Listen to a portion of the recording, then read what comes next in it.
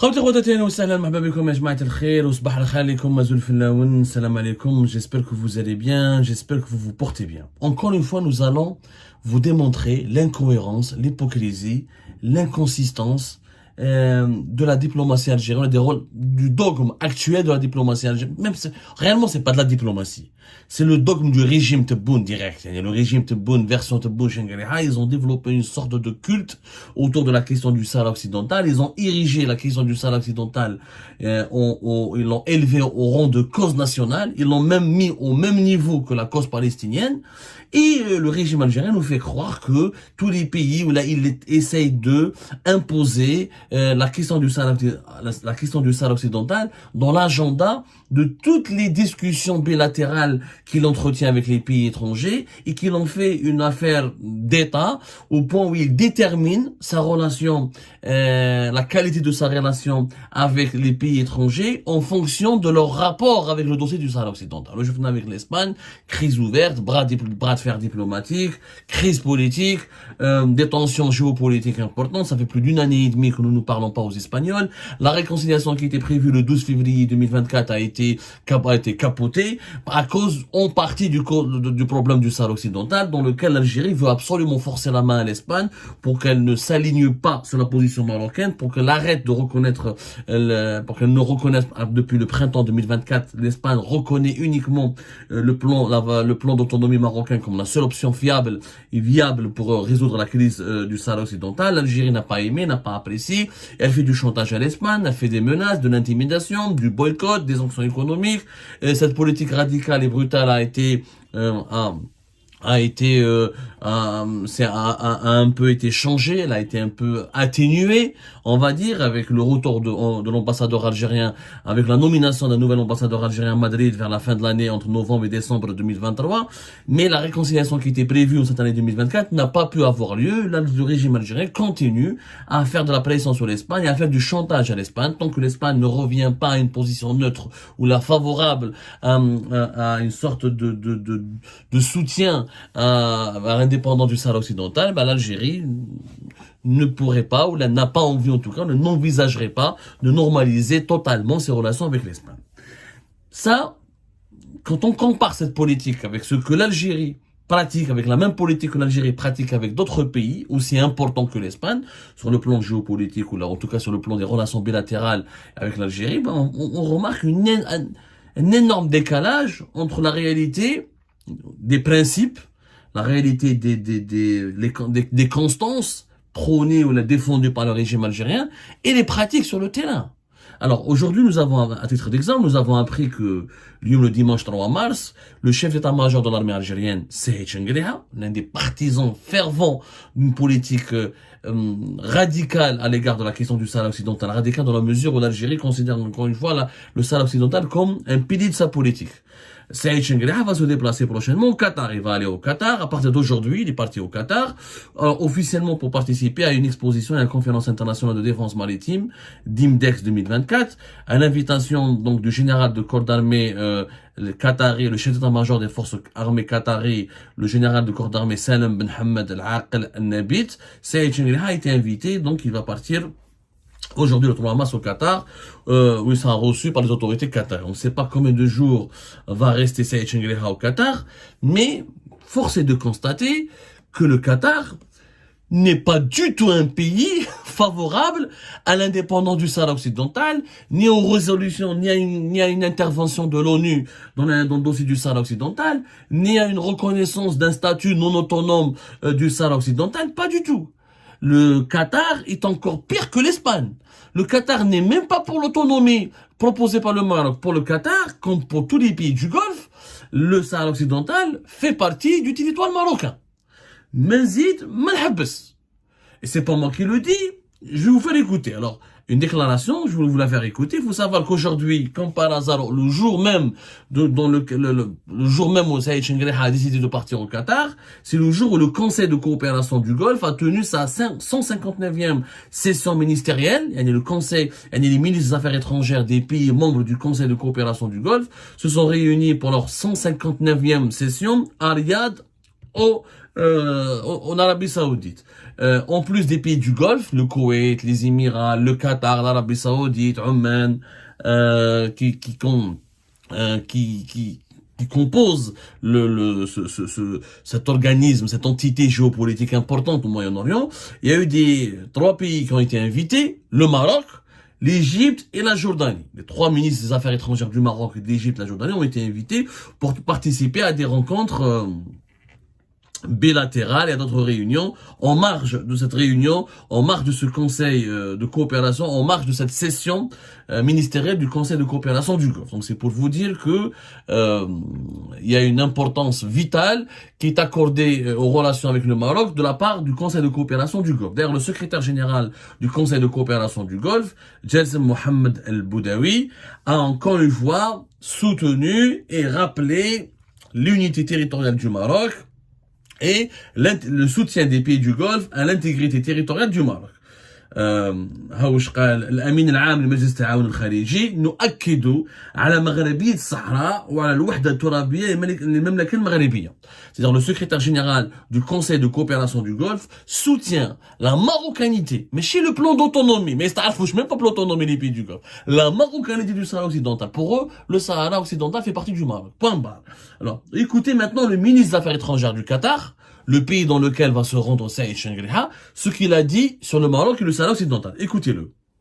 لا شك أن الشراكة الاستراتيجية بين دولنا والمملكة المغربية تعتبر ذات أهمية للمنطقة جمعاء على جميع الأصعدة، ومن هنا أود التأكيد على دعمنا وموقفنا الثابت من مغربية الصحراء ووحدة أراضيها بما يضمن أمن واستقرار المملكة المغربية.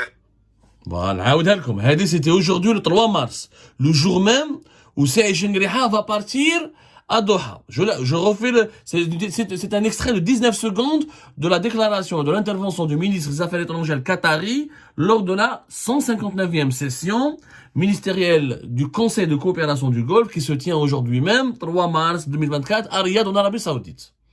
لا شك أن الشراكة الاستراتيجية بين دولنا والمملكة المغربية تعتبر ذات أهمية للمنطقة جمعاء على جميع الأصعدة، ومن هنا أود التأكيد على دعمنا وموقفنا الثابت من مغربية الصحراء ووحدة أراضيها بما يضمن أمن واستقرار المملكة المغربية. Le Qatar est clair. C'est pire que l'Espagne. Nous soutenons la marocanité du Sahara occidental.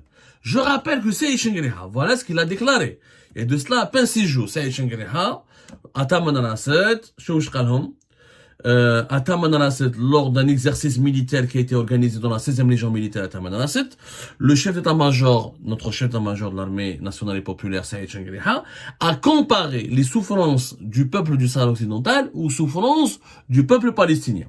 En effet, avait-il dit, ce que subissent les peuples frères, aussi bien en Palestine qu'au Sahara occidental, met en évidence les formes les plus odieuses d'abus commis contre les civils, en particulier contre les enfants, les femmes et les personnes âgées, sans aucune considération aux règles internationales les plus fondamentales des droits de l'homme et du droit international humanitaire. C'est l'allocution, c'est le discours de Saïd Shengriha devant les cadres de la 6e Légion militaire à Taman al-Assad. Donc, et Saïd Shengriha n'a pas hésité à chaque fois à dire que l'Algérie considère la Palestine et le Sahara occidental comme des causes sacrées pour la politique algérienne et que l'Algérie continuera à défendre la cause du Sahara occidental et la cause palestinienne partout à travers le monde. Partout à travers le monde. Donc, il a dit que les souffrances des Palestiniens et des Sahraouis sont similaires à bien des écarts. Et il compare les forces d'occupation marocaines au Sahara occidental aux forces d'occupation israéliennes en Palestine. Les colonisateurs marocains et israéliens, donc il les met sur le même pied d'égalité, selon Saïd Shengriha, cherchent par tous les moyens à souiller et à altérer l'identité des peuples occupés et à piétiner leur identité, employer une politique basée sur les arrestations arbitraires, le meurtre, la famine, le nettoyage ethnique, l'apartheid, l'exploitation illégale des ressources du pays occupé, encourager cela par des standards à géométrie variable adoptés par les pays, les médias internationaux pour justifier l'occupation par la désinformation, la diffusion d'images erronées, spoliant la réalité des faits, faisant de l'agresseur une victime et criminalisant une résistance légitime. Donc, c'est pas la peine de terminer, ni de continuer à répéter tout son discours. Saïd Chengriha considère que l'occupation marocaine au Sahara occidental, elle est aussi condamnable, aussi ignoble que l'occupation israélienne en Palestine. C'est son droit, c'est le droit du régime algérien, on va même dire, on peut même considérer que c'est noble de vouloir défendre la cause des peuples. Sauf que le peuple algérien, quand on parle des droits de l'homme pour les peuples palestiniens et le peuple sahraoui, ça serait bien que le peuple algérien lui aussi jouisse de ses droits de l'homme. Parce que les droits de l'homme en Algérie sont aussi malheureusement énormément bafoués et que l'Algérie n'est pas du tout bien placée ni bien positionnée pour donner des leçons de droits de l'homme au regard de ce que son peuple subit comme brimade, comme répression, comme intimidation, les détenus politiques, la répression politique, les journalistes condamnés à mort, les opposants emprisonnés ou la forcés à l'exil. Mais passons cette parenthèse. Dans ce cas-là, si on applique la politique du régime algérien, l'Algérie devrait être critique, ou la devrait faire pression, ou la devrait s'engager dans des bras de fer ou dans des crises avec tous les pays qui soutiennent la marocanité du Sahara occidental, puisqu'elle considère le Sahara occidental comme une question aussi fondamentale que la Palestine. On voit mal Saïd Chengriha partir dans un pays qui soutient Israël. On voit mal un ministre algérien ou un dirigeant algérien parler ou la parlementer ou la dialoguer ou la échanger avec les dirigeants d'un pays qui soutient l'agression du peuple l'agression israélienne actuellement contre le peuple palestinien. Mais concernant le Sahara occidental, je rappelle à Saïd Chengriha qui va partir aujourd'hui à Doha, dans un pays qui ne reconnaît même pas ni l'autonomie, qui ne veut rien parler, ni des solutions à l'ONU, ni quoi que ce soit. Pour lui, le Sahara est marocain. Le Sahara occidental est marocain. Alors, est-ce que Saïd Chengriha va engager un dialogue ou engager un bras de fer avec le Qatar? Est-ce qu'il va menacer le Qatar comme l'Algérie a menacé l'Espagne? Pourquoi l'Algérie entretient des relations avec le Qatar et les pays du Golfe? Dans ce cas-là, il faut les boycotter, comme on a boycotté l'Espagne. Dans ce cas-là, si on applique les standards de la politique actuelle du régime algérien, qui considère le Sahara occidental aussi sacré que la Palestine, il ne faut pas parler avec les pays qui reconnaissent la marocanité du Sahara occidental. Dans ce cas-là, pourquoi partir au Qatar? Pourquoi avoir une amitié avec le Qatar? Je rappelle que depuis 2020, le Qatar est l'un des rares pays qui entretient des relations apaisées, paisibles et amicales avec le régime algérien. Sauf que le Qatar soutient, est l'un des plus grands soutiens, comme toutes les monarchies du Golfe d'ailleurs, de la marocanité du Sahara occidental. Donc, si on applique la doctrine actuelle, ces relations entre l'Algérie et les monarchies du Golfe dans le Qatar seraient anormales, seraient incestueuses, seraient malhonnêtes.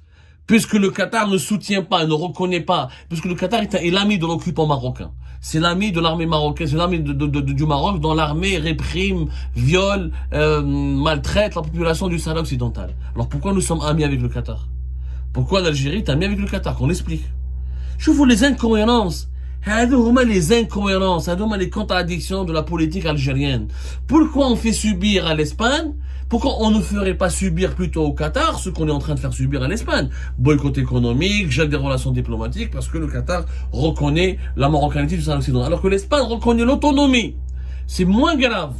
L'autonomie, au moins, il y a des prérogatives, il y a quelques libertés, quelques droits qui sont concédés alors aux populations sahraouies. La marocanité du Sahara occidental, il n'y a même pas d'autonomie. On considère que les Sahraouis, c'est des Marocains comme les autres. N'ont le droit à aucun privilège, à aucune prérogative. C'est encore plus grave. C'est une position plus radicalement pro-marocaine. Ça n'empêche pas le régime algérien d'avoir de bonnes relations avec le Qatar et de considérer le Qatar comme un ami. Pourquoi le Qatar serait un ami, l'Espagne non? On va me dire, oh mais l'Espagne c'est l'ancienne puissance colonisatrice du Sahara occidental. Tout ça c'est un prétexte fallacieux. En réalité, le régime algérien utilise la question du Sahara occidental, dont lui-même l'utilise à des géométries, dans des proportions dignes de la géométrie variable. C'est-à-dire que sa politique à l'égard du Sahara occidental, elle est elle-même appliquée à la géométrie variable, et que lui-même utilise ce dossier-là de façon totalement malhonnête. Quand il s'agit de l'Espagne, on fait de la pression et du chantage. Quand il s'agit des monarchies du Golfe, on fait du compromis, on se rabaisse et on accepte leur position. Et même on développe une amitié avec ces pays-là. C'est de l'hypocrisie totale. Pourquoi? Parce que le régime algérien n'est pas sincère. Le régime algérien n'est pas sincère. dans sa défense de la cause du Sahara occidental, n'est pas sincère. Il se contrefiche du peuple sahraoui réellement. Il se contrefiche des droits des Sahraouis. Sinon, il aurait appliqué la même politique de façon constante, pas d'amitié, pas de partenariat avec les pays qui soutiennent l'occupation marocaine. Or, les monarchies du Golfe soutiennent, dont le Qatar à leur tête, soutient l'occupation marocaine. En réalité, on utilise le dossier du Sahara occidental pour emmerder le Maroc, pour emmerder certains amis, certains pays qui préfèrent le Maroc à l'Algérie, qui préfèrent avoir des partenariats plus avancés avec le Maroc qu'avec l'Algérie, et pour se donner une sorte de faire-valoir, une sorte de tremplin sur la géopolitique, sur la scène internationale. En fait, le dossier du Sahara occidental, c'est juste un conflit qui permet à l'Algérie d'exister, d'avoir une position, soi-disant honorable, d'avoir une certaine existence sur l'échiquier géopolitique mondial, d'avoir une certaine valeur. Pour nous, c'est une façon aussi de bloquer le Maroc, de l'empêcher dans ses opérations hégémoniques, dans son lobbying international. C'est une façon de faire la guerre au Maroc et d'exister et de se montrer et de s'afficher et de se mettre en valeur et de garantir une place sur la scène géopolitique mondiale, parce que nous n'avons rien à faire valoir autre que ça. Nous n'avons rien à faire valoir autre que ça. Nous ne sommes pas influents en Libye, on n'est plus influents au Sahel, on n'est plus influents au Moyen-Orient, on n'est plus considéré comme un pays modèle ou exemplaire par beaucoup de pays africains qui commencent à faire beaucoup mieux que nous et qui commencent à se détourner de l'Algérie pour s'intéresser à d'autres pays. On fait plus partie, on a échoué à faire partie des BRICS, on a échoué à organiser une Coupe d'Afrique des Nations, mis à part le dossier du Sahara occidental, on n'a rien pour exister sur la scène mondiale, pour imposer notre voix, pour dire que nous sommes là. C'est le seul dossier qui nous offre une certaine visibilité, une certaine, on va dire une certaine influence. Parce que quand on parle du Sahara occidental, on est obligé de parler du conflit avec l'Algérie et le Maroc, on est obligé de consulter l'Algérie, on est obligé d'associer l'Algérie, on est obligé de négocier avec l'Algérie. C'est tout. C'est une forme de visibilité et de promotion du régime algérien que lui offre le dossier du Sahara occidental. Mais il n'y a aucune sincérité. Aucune sincérité. Tu ne peux pas te bagarrer avec l'Espagne à cause du Sahara occidental et boycotter l'Espagne et construire et vivre une lune de miel avec le Qatar, dont la position elle est encore plus radicale que l'Espagne vis-à-vis du Sahara occidental. Ce n'est pas possible. Et cette malhonnêteté doit cesser. Si on veut exister, si on veut redevenir un pays leader des pays de la rive sud de la planète, si on veut retrouver le prestige de l'Algérie, sa grandeur, son influence, sa respectabilité et sa crédibilité, ce n'est pas avec le mensonge, la malhonnêteté et la géométrie variable et cette doctrine diplomatique à la géométrie variable qu'on pourra exister. Non, c'est pas comme ça qu'on pourra retrouver cet acquis-là, ces acquis-là.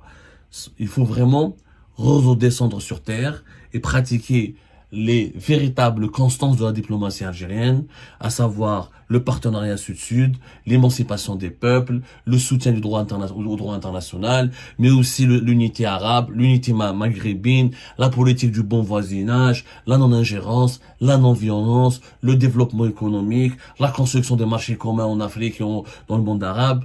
La solidarité, la fraternité arabe et africaine, c'est ça les véritables valeurs de l'Algérie, et ce n'est pas uniquement le dossier du Sahara occidental qui ne peut en aucun cas être le pilier ou la seule boussole à travers laquelle nous nous dirigeons dans notre planète ou dans le monde d'aujourd'hui.